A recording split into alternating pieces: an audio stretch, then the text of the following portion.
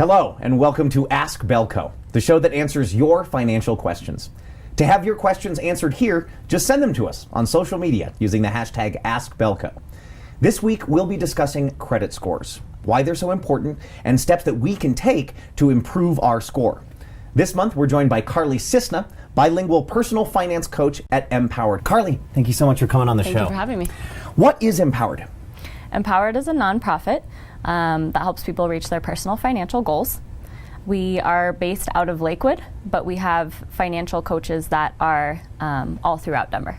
Oh, okay, great. So, are you connected with other businesses, or do you just kind of have remote offices all over the area, or how does that work? Yeah, that's a good question. We have lots of partners in the community. One of our partners is Bellco. Well, you're here. Yeah, and we also have partnerships and contracts with different organizations that allow us to integrate our financial coaches into those sites. So we do offer financial coaching at Lakewood, but we also have coaches that are actually working in other sites to offer free financial coaching to participants, employees of those sites, and actually anyone in the community. For a layperson, what would, for example, be the difference between financial coaching versus debt management? To me, they kind of sound like the same thing. That's a really good question. Financial coaching is really, it's not just centered around debt. It would be, we could work on credit, debt, savings, budgeting, or money-life balance. We're here to talk about credit scores today. When I think about credit scores, I think about commercials that I see on daytime TV for checking your credit score. Yes. And there's always there's a meter that fills up, or like it's a scale, and then there's needles, you know what I mean? Or like it's like bars of things that go. What are those bars? What are those numbers, and who creates them? The most widely used score by lenders is called a FICO score.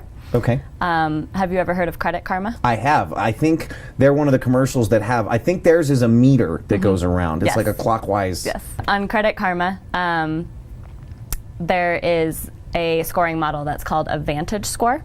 And it's just scored differently than a FICO score. So those are two different scores? Two different scoring models. What makes them different? FICO it's based on different percentages. So 35% is based on payment history.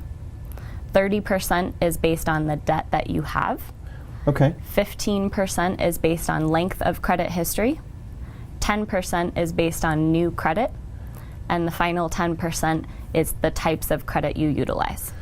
It seems like there's a lot of things that go into that. Yes. But the nuts and bolts, if I'm reading this correctly, the nuts and bolts basically seem to be how much debt do you have? How consistent are you on paying that debt? Yes. That seems to be the majority of what makes that up. Yep. I'm going to switch gears a little bit here. Sometimes, we hear all of these things today about the dangers of identity theft, especially in kind of our more digital internet world. So what actions can I take if I check my credit score and something ain't right here? If it appears that maybe I've accrued debts that I didn't accrue, or there's an identity theft, or maybe there's an error on the data entry side. What are my options? Yeah, that's a good distinction to make. Disputing errors versus identity theft. Those would be two different things. Two different things, and financial coaching can definitely, as financial coaches, we can help you walk through that process. But there are three main credit bureaus that manage our credit profiles in the United States: Experian, Equifax, and TransUnion. So if you think about all the people that are in the United States, there are bound to be mistakes on your credit report. Absolutely. And so it's important to look at your credit at least once a year just to make sure there's no mistakes. If you find a mistake, you can dispute that either online through Credit Karma, or you could dispute it by writing a letter, and we have those prepared in financial coaching. If you find that you have identity theft, meaning that someone is actually using your information to obtain accounts or money in your name, then that would be even a little bit further than a dispute process. It might involve going to theftgov and filing a report, maybe even filing a police report. and then following up and taking action with the credit bureaus to make sure that your information is protected. Now I'm gonna back up here a little bit about something that you said that kind of caught my ear. theftgov. Yeah. So is this a government-run website for this? Or? Yes, it's a government-run website through Federal Trade Commission, but theftgov is just the link that you need to go to, and then it has different, I guess, ways that you can tell that you have had identity theft. So whether it's, hey, my social security number was taken, or I just looked at my credit report, or someone is using my credit card.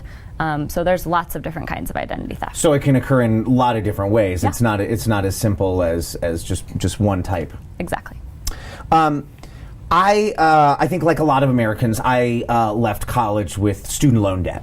And there were times in my early 20s where I was between jobs, and I would have to defer payment for 6 months or something like that, and then come back to a payment plan. Do things like that affect my credit score in the long term? And also, just in general, what about student loan debt? How does that play into your credit score? Yeah, that's a really good question. So many Americans have student loan debt. And, there can be different kinds of student loans. There can be private student loans, or there can be federal student loans. Private student loans would be through a bank and may not have as many options for payment plans, whereas government student loans have a lot of options like deferment, income-based repayment. And so it's important, if you have really either student loan, that you communicate with your creditor if you're unable to pay, because there are lots of options for you. The ways that it could affect your credit, similar to the percentages I was talking about earlier, making on-time payments is really important. And if you are in deferment or in any kind of a payment plan where you're actually not paying, it still reports as current or on-time payments on your credit. So it's really important, instead of, which is a natural reaction when we can't pay something, to avoid it and hide and maybe not say something. I definitely made some of those mistakes in my early 20s. That's okay. Yes. It's better to just open that envelope Yes. and read the notice, I feel Exactly. like. Yeah. It's actually better to communicate, because there could be a program available to you to help you get through that hardship. Also, 30% debt that you have, so if you're ultimately in deferment and you're not paying back your student loans, that's going to be debt that's sitting on your credit report and not being paid down, so that could affect your credit score. Right, that makes sense, as that percentage of the overall score, of course. So, I always kind of thought to myself, shouldn't somebody with no debt be the most reliable, because they clearly don't have any debt because they don't need any debt. But then it kind of seems like you want a little bit of debt to establish credit. What's a normal amount of debt to have? Ooh, yeah, a normal amount of debt, it's really different for every person. I think some questions that could go along with that are, is this debt allowing you to reach your goals? Maybe that's going to school. So, for example, taking out student loans. Is your debt allowing you to open up a business? Or is your debt allowing you to just build or establish credit? When it gets to a point where you can't pay your debt or meet your debt obligations on a monthly basis, maybe that's not normal, or healthy, I should say. Right. I think the real question would be, what's a healthy amount of debt versus? So I've heard two words here. I've heard normal debt, healthy debt. The difference being, a normal amount of debt is something that's helping you accomplish something, right? And an unhealthy amount of debt would be impulse spending, something like that, or living outside your means. Is that kind of what I'm sensing here? Yeah, maybe creating a lifestyle that doesn't exist, and ultimately, you are going to have to pay that back. That's the real rub, is that it always catches up with you. Yeah. That's why I will keep our living beyond our means up inside our fantasy world. Sound good? Sounds great. Carli, thank you so much for coming on the show. Thank you learned for so having me. much. And thank you for tuning in. Next month, we'll be covering saving for retirement. So send us your retirement questions using the hashtag AskBellco on social media, and tune in next month for your answer. We'll see you then.